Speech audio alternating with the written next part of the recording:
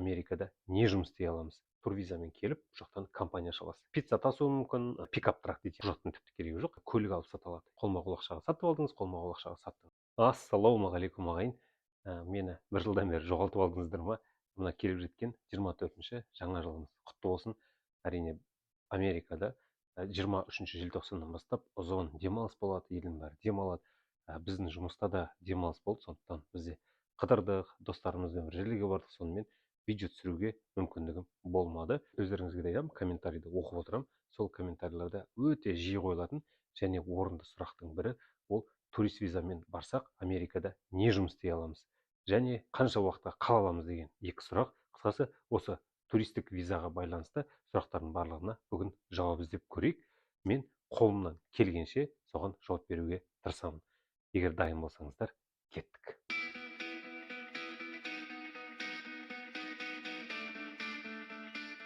Жалпы турист виза туралы мен аз бірінші рет айтып отырған жоқпын. Ол турист визаны қалай алу керек, оның ақшасы қанша тұрады, ол туралы ақпараттың бәрі менің каналымда бар.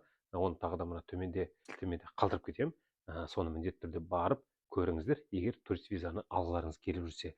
Бұл жалпы турист виза деген не? Ол әрине ат айтып тұрғандай, сіз Америкаға қонаққа, яғни турист болып келесіз, немесе емделуге келесіз. Қолдарыңызда турист виза бар, көбінесе оны 10 жылға береді. Енді сіздер самолетқа билет алдыңыздар, Америкаға ұшқалы тұрсыздар. Бұл жаққа келгенде сізде қандай мүмкіндіктер бар? Турист визамен егер бірінші рет кіріп отырсаңыз, көбінесе 6 айға кіргізеді. Яғни сіздің кірген кезде паспортыңызға тек кірді деген штамп қояды, ешқандай дата қойылмайды. Онда сіздің жолыңыз болды. Сізді 6 айға кіргізді. Яғни кірген күннен бастап 6 ай Америкада қалуға уақытыңыз бар. Егер сіздерде офицер сұрақ қойып, сіздерге 6 айға бермеуге шешім қабылдаса, шығып кету уақытыңызды да қояды. Яғни 1 ай, 2 ай, 3 ай, 2 апта дегендей осы уақытта шығып кетулеріңіз керек деп шығатын датаны да қойып қояды. Ондай жағдайда сіздер сол датада шығып кетулеріңіз керек. Тағы да бір үшінші бір вариант бар. Ол офицер сіздің түріңізге қарайды да, сізді ұнатпайды, сізді кері қайтарып жібереді. Яғни сіздің қолыңызда турист виза бар деген сөз Америкаға міндетті түрде кіремін деген сөз емес. Сізді кері қайтару да шанс бар. Оны да ұмытпайық. Сіз турист визамен Америкаға келгеннен кейін қанша уақыт қаласыз? Жаңа басында айттым, 6 ай дедім. 6 айдан кейін тағы да 6 айға созуға мүмкіндік бар. Бірақ ол қашанда созыла бермейді.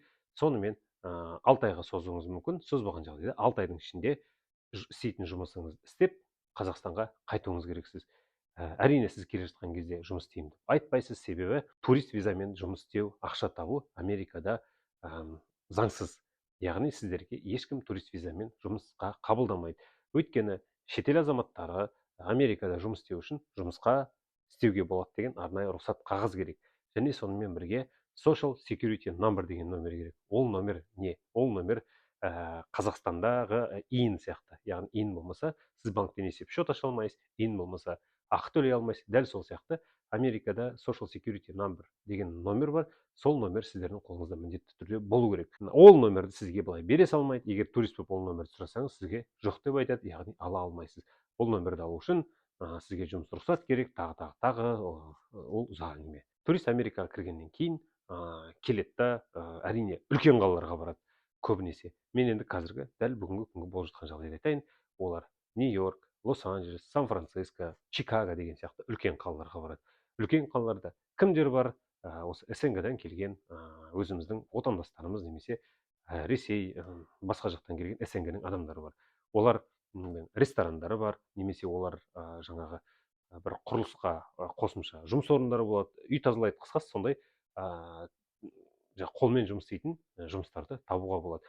Бірақ дәл бүгінгі күні оны табу өте азырақ, айлықтар төмендеп кетті. Себебі қазір шекара ашық, адамдардың бәрі шекарамен кіріп жатыр.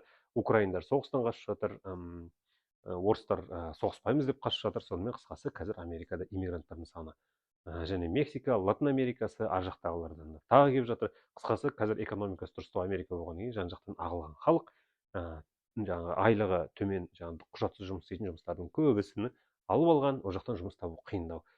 Бұл бүгінгі сіздерді қорқытайын деп айтып отырған жоқпын. Бұл бүгінгі ситуация. Бұл уақытша болуы мүмкін, білмеймін. Бірақ қазір мен естігенім, көргенім, білгенім осы. Бұлай кірген адамдар жаңағы айтқандай пицца тасуы мүмкін, сатуы мүмкін. Қысқасы осындай әртүрлі жұмыстар істей алады. Бірақ біздің отандастарымыз, яғни қазақтар көбінесе келеді да не істейді, ол номер бірінші жұмыс ол мувинг дейді. Мувинг деген жүк тасушы, яғни былайша айтқанда, орысша айтқанда грузчик. Сондай өзіміздің отандастарымыз немесе орыстар, басқа ұлт өкілдері, яғни орыс тілділер деп айтайық, олар бір компания ашып алған, оны ашу өте оңай. Ол не істейді? Ол мысалы мен Америкада көшу өте жиі, жыл сайын көшіп жүреді адамдар. Бір жерден екінші қалаға көшетін болса, ол көшіп жүретін адамдарды жалдайды, соны барып жүгін алып көшіріп, жүк машинасына тиеп, жүк машинасына әкеліп үйге кіргізіп беретін адамдар сол мувер дейді, соларды мувинг деп айтады. Сол бизнесті мувинг дейді. Сол бизнеске көбінесе американдықтар жұмыс істемейді, ол жердің айлығы аздау. Сол үшін біздің отандастарымыз, яғни құжатсыз, кэш деп айтады бұл жақта, наличка, қолма-қол ақшаға жұмыс істейді. Олар ешқандай сізден құжат сұрамайды. Келесіз, сағатына сізге 10-15-20 доллар беруі мүмкін. Типс дейді, ол чаевой деген сөз, соны да алады. Сонымен қысқасы ең бірінші жұмыс ол мувинг. Көбінесе ер адамдар істей алады, ол оңай емес, ауыр жұмыс. Оны тағы да өздеріңіз зерттеп білерсіздер. Екіншілердің көп жұмыс істейтіні, ол мен айтар едім, тракқа келіп жатыр. Трак деген сөз әрине үлкен мынандай CDL емес. CDL дегеніміз не? Ол фуралар бар ғой, ондай айдау үшін арнайы права керек, яғни жүргізуші куәлігі, оны айдай алмайсыздар. Бірақ оның кішісі жаңағы пикап трак дейді, яғни машина таситын бар ғой, кішірек пикап. Соны турист визамен айдап жүруге болады. Турист визамен дегенде ол қалай істейді? Сіз турист визамен келсеңіз, DMV дейді бұл жақта, қысқасы соңға барып жүргізуші куәлігін аласыздар. Яғни емтихан тапсырып, тест тапсырып, ол өте қиын емес. Соны алғаннан кейін сізге турист визаның ұзақтығымен, яғни 6 ай қалсаңыз, 6 айға сізге жүргізуші куәлігін береді. Ол жүргізуші куәлігімен кез келген машинаны жүргізе аласыздар. Олар барады да сол тракқа жүргізуші болып жұмысқа кіріп алады заңсыз, машинаны тасып жүреді, айдап жүреді. Қысқасы 6 ай біткенше сіз сондай жұмыс істей аласыз. Бұл әрине заңсыз. Егер бір проблема болып қалған жағдайда сіз ондай коммерциялық мақсатта, яғни жүк тасуға, айдауға болмайды. Ол сіз өйткені туристсіз, сіз тек оны сізге жеке көлігіңізбен бір жерге барып қыдыруға ғана берген, бірақ сіз оны жұмысқа пайдаланыңыз, әрине ол заңсыз. Бірақ өкінішке орай біздің отандастарымыз, білмеймін, өкінішке орай ма жоқ әлде қысқасы жағдайына байланысты сол жұмысты істейді. Ол да енді қазіргі уақытта көп таралған жұмыс. Әйелдерге ең танымал жұмыс ол тазалықшы, cleaning service дейді, яғни тазалау. Сенгадан келген біздің қандастарымыз, бауырларымыз немесе мынау орыстар басқалар, солар компания ашып алған, үйлерді немесе офистарды еденін жуады, тазалайды, химчистка киімдерді тазалайды дегендей, немесе қонақ үйді тазалайды. Қысқасы тазалықшы жұмыстары. Оған да құжатсыз кіруге болады. Қонақ үйде, басқа жерлерде, барлық жерде тазалықшы керек, тіпті жеке үйлерде де. Сол үшін ол адамдарға да жұмыс табылады десем болады. Келесі бір жұмыстардың бірі әрине құрылыс саласы. Құрылыста адамдар көп қажет, өйткені американдықтар біраз жалқаулау. Құрылыстан әрине көп хабарлар бола бермейді. Біз жақтан келгенде оны құрылысты жақсы біледі. Енді мен егер бұлай айта берсем, тізім көп, себебі қара жұмыстың көбісіне осындай адамдар керек. Бұл жерде бар айта кететін нәрсе, турист визамен сіз заңды жұмыс істей алмайсыз. Яғни сізге келісімшарт қолыңызда болмайды, тек қана таңертең жұмысқа келесіз, жұмысты бітіресіз, кешке қарай қолыңызға ақшаңызды береді. Сағаттап жұмыс істегісі келмейтін азаматтар не істей алады? Яғни жалдамалы жұмысшы болғысы келмейтін адамдар. Олар көлік алып сата алады. Яғни оны мен де қосымша істегем, ол өте ауыр емес. Яғни не істейміз? Бұл жақта әртүрлі сайттар бар. Соған барамыз да жеке адамдардан жеке көліктерін қолма-қол ақшаға сатып аламыз. Яғни 5 мың, 6 мың, 7 мың доллардың айналасындағы арзан көліктерді, әрине Toyota, Honda бұл жақта да өте тез өтеді. Солар сатып әкелесіз. Егер қолыңыздан келсе, жасап сатасыз. Көбінесе ішін тазалай саласыз, олар өте лас ұстайды. Кейбіреулері бамперін бояу керек болады, немесе басқа ұсақ-түйек жұмыстары. Егер соны істей алсаңыз, тіпті керемет. Мысалы, генераторын ауыстыра салып, немесе колодкасын айырбастай салып деген ондай жұмыстары бар машинаны арзан бере салады. Сол қысқасы қолма-қол машина сатып аласыз, қолма-қол машина сатасыз. Сізден ешкім құжат сұрамайды, сіз туристсіз ба, басқасыз ба, заңсыз жүрсіз ба, ешкім шаруасы жоқ. Машинаны алдыңыз, машинаны саттыңыз. Атыңызға тіркемесеңіз де болады, тіркесеңіз де болады. Ол енді тағы бір видеоға тақырып болады деп ойлаймын. Ол ұзақтау әңгіме. Бірақ айтайын дегенім, көлік алып сату, ол да бір жақсы бизнес. Мебель алып сату. Яғни менің өзімнің бір Ахмет деген түрік досым бар. Ол мектепте мұғалім болып істейді, бірақ оның сыртында мебель алып сатады. Оған ешқандай құжаттың керегі жоқ. Ахмет мұғалім болмаса да, грин картасы болмаса да, ол сол мебельді сата алатын еді. Ол қалай? Ол Facebook бар, басқа бар беттерді қарап отырасыздар, сөйтіп столдар, дивандар арзанға көшіп жатқан адамдар сатады. Сонда барып сатып аласыз, барып үйге басып әкелесіз та, тазалайтын тазалап, жасайтын жасап, сүртетіні сүртесіз та, қайттан қоясыз. Кетіп бара жатқан адам оны 50, 60, 70 долларға сатып кетсе, сіз оны жасап, әдемілеп 200, 300 долларға сатасыз. Яғни бұл жерге жұмыс істеуге рұқсаттың ештеңенің керегі жоқ, құжаттың тіпті керегі жоқ. Сіз жаңағыдай қолма-қол ақшаға сатып алдыңыз, қолма-қол ақшаға саттыңыз. Қысқасы бұл дүние барлық нәрсеге де қолдануға болады. Мебель, диваннан бөлек кроссовкалар, әртүрлі ұсақ-түйек бұйымдар, алтын бұйымдар, қолданылған заттардың саудасы өте жақсы жүреді. телефон алып сататындар бар, компьютер алып сататындар бар. Қысқасы, осының барлығын егер хабарыңыз бар болса, жөндей алсаңыз, осыны істеуге болады. Тіпті телефондарда сынған телефон, басқа арзан телефондарды сатып алып, жасап, қайттан сататын адамдар өте көп. Фейсбуктан, басқа жерлерден, платформалардың сандары да әртүрлі. Қысқасы, бұлайда біраз ақша істеуге болады. Бұл да өте қиын деп айтпас едім. Қысқасы, осылай істеп жүрген адамдарды білем. Олар ақша тауып жүр, отбасыларын бағып жүр. Құжатсыз олар барып дүкен ашып алған, яғни кішігірім киоск, оған ешкім келіп сізге сенің документің жоқ деп айтпайды. Сол киоскте отырып жасайды, келген адамдардың жөндеп береді. Мол дейді ғой, сауда үйлері, сол жақтан сондай орталықтар ашып алған адамдар да бар. Ешқандай құжаты жоқ, Америкаға келгелі 5 жыл 10 жыл болған, турвизамен келгенде қалыппаған, заңды бұзған, бірақ оларды ешкім ұстап депортировать етпейді, жүре береді. Бірақ олардың жұмыс істеуге рұқсаттары жоқ, бірақ осындай алып сату жаңағыдай жұмыстарды олар істей алады. Қысқасы, кәсіпкер болады ғой. Тағы да бір өте маңызды мәселе бар. Ол егер сіздің қолыңыздан көлік жөндеу келетін болса, сізді міндетті түрде жұмысқа алады.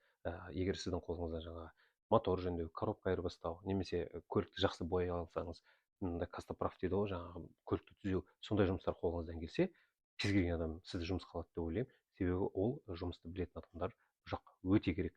Егер сіз тіпті жұмысқа кіре алмасаңыз, өзіңіз жаңа мен айтқандай көлікті алып сатсаңыз болады. Яғни ұрлаған кішігірім машинаны алып келесіз, гаражда немесе бір жерде оны жасайсыз, жасап сататын болсаңыз, үстіне қосасыз, ешкімнің жұмысшысы болмайды, ақша табуға болады.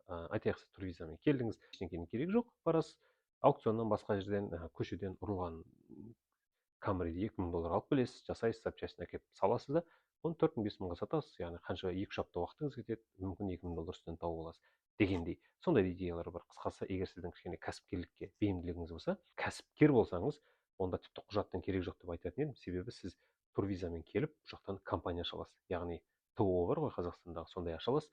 Яғни компания ашып алғаннан кейін кез келген ақшаны алымды сол компанияның иенімен жүргізе аласыз. Компанияның өзінің tax ID дейді, яғни social security number сияқты номері болады. Яғни ол компаниянікі. Сіз сол номермен банктен есепшот ашасыз, сөйтіп адамдардан ақша аласыз, ақша аудара аласыз. Қысқасы, сіздің өміріңіз жеңілдейді. Нелегалсың ба, басқасың ба, туристсің ба деп ешкім сұрамайды. Сіз нелегал болып қалуыңыз мүмкін, бірақ компанияңыздың tax ID арқылы үкіметке налог төлеп тұрсаңыз болды. Үкімет сізге ештеңке демейді, тек рахметтен басқа. Себебі сіз налог төлеп отырсыз, яғни салығын алған үкімет сізге риза, сіз кәсібіңізді жүргізген өзіңізге ризасыз, бірақ бұл жерде бір мәселе, сіз нелегал болып қалуыңыз мүмкін. Оны әрине статусты жөндеу керек. Енді осы туралы осы әңгімеге көшетін болсақ, турист визамен келген адамдардың қандай мүмкіндіктері бар. Енді соған көшсек, турист визамен келген адамдар әрине басында айтып өткендей, 6 айға келсе, 6 айға дейін турист визаны соза алады. Әрине ол аз уақыт өтеді де кетеді. Одан басқа турист визамен келген адамдар студентке ауыса алады. Ол бірінші ең ыңғайлы вариант мүмкін деп айтатын едім. Себебі турист визаға ауысқаннан кейін, студент визаға ауысу үшін сіз бір курсқа, немесе міндетті түрде университет болу керек емес, тіл үйренетін курсқа жазылсаңыз, сол курс сізге шақырту береді, сөйтіп соны құжаттарыңызды өтінішіңізді жібересіз, сөйтіп сіз тіл оқыту курсына ауыссаңыз болады. Тіл оқыту курстарының бағалары әртүрлі, гуглға терсеңіз де шығады бағасы, бірақ қысқасы, сіз сол курсқа ауысу арқылы, яғни нелегал болмайсыз, ары қарай студентке ауысасыз. Бірақ студент визада сізге жұмыс істеуге мүмкіндік бермейді. Сізде осы турист сияқты заңсыз жұмыс істеуге тура келеді. Жұмысшы визасы бар, оны H1B дейді, бірақ ол қиындау, оны алу үшін лотереяға қатысасыздар. Ол жерде жұмыс беруші сізге контракт ұсыну керек, ол біраз қиындау, әрине ондай да мүмкіндік бар. Қысқасы, турист визадан кез келген статусқа, кез келген визаға ауыса аласыздар, бірақ ол үшін әрине соны қолдайтын адамдар, компаниялар керек. Талант визасы деген бар, EB2 деген бар, EB1 деген бар, EB3 деген бар. Қысқасы, әртүрлі, оны терсеңіздер гуглда шығады. Қысқасы, әртүрлі мүмкіндіктер бар. Турист визадан соның кез келгенін ауыса аласыздар, бірақ соған сәйкес құжаттарыңыз болу керек, соған сіз сай болуыңыз керексіз. Қазіргі уақытта көп адамдар жасап жатқан дүние бар, ол саяси баспана сұрайды. Яғни турист визамен келеді, айтады, менің Қазақстанда белгілі бір жағдайларға байланысты, ол жақта категориялары бар, мен Қазақстанға кері барсам, менің басыма қауіп төнеді дейтін адамдардың саны өте көп қазір. Яғни мынау қаңтардағы оқиғаға байланысты мені қинады, мені қудалап жүр деп, немесе мынау Әблязовтың ұйымы бар ғой, террористік ненің қатарына қосылған. Мен сол ұйымның мүшесі едім, бізді террористке теңейді, қазір соттың шешімі бар, біз Қазақстанға қайтсақ, біз сотталамыз деп, солай да ала алатын адамдар бар. Ол бір өте үлкен ауқымды тақырып, оны енді барлығын мен ашып айта алмаймын, оны ашсам тағы да 1 сағат сөйлеуіме тура келеді. Бірақ ұзын сөздің қысқасы, турист визадан сондай саяси баспанада сұрауға болады. оған құжаттарыңызды өткізесіздер. Оны белгілі бір уақыттан кейін олар ұзақ қарастырады. Қарастырып жатқан уақытта сіздерге жұмыс істеуге рұқсат қағаз береді. Сөйтіп көп адамдар соны пайдаланады, сол жұмыс істеуге рұқсат қағазды алып алады да құжат процесте кезінде заңды түрде жұмыс істеп жүре береді. Ондай да бір варианттар бар. Жиі қойылатын сұрақ: турист визамен келіп банктен счет аша аламын ба дейді. Иә, банктен счет ашуға болады, бірақ барлық банк емес. Көп банктер, яғни social security number сұрайды. Бірақ арасында кейбір үлкен банктер бар, Bank of America, Wells Fargo сияқты. Сол банктермен келісіп, тіпті social security болмаса да сіздің атыңыздан есепшот ашуға болады. Бүгінгі видеом қысқа болды. Сіздердің жазған комментарийлеріңізді оқып отырамын. Бірнеше рет қайталанған сұрақтар болса, яғни бір емес бірнеше адам сол сұрақты қойса, онда мен сол сұраққа бірден жауап беруге тырысамын. Егер бас бармақты басып жіберіп каналға жазылсаңыздар, нұр үстіне нұр болар еді. Өйткені осы арқылы біздің канал, яғни қазақ тілінде контент жоғары көтеріледі, көбірек адам көреді. Осымен бүгінгі видеомды аяқтайын. Қай жерде жүрсек те қазақша сөйлеп, қазақ екенімізді мақтан тұтайық ағайын. Аман есен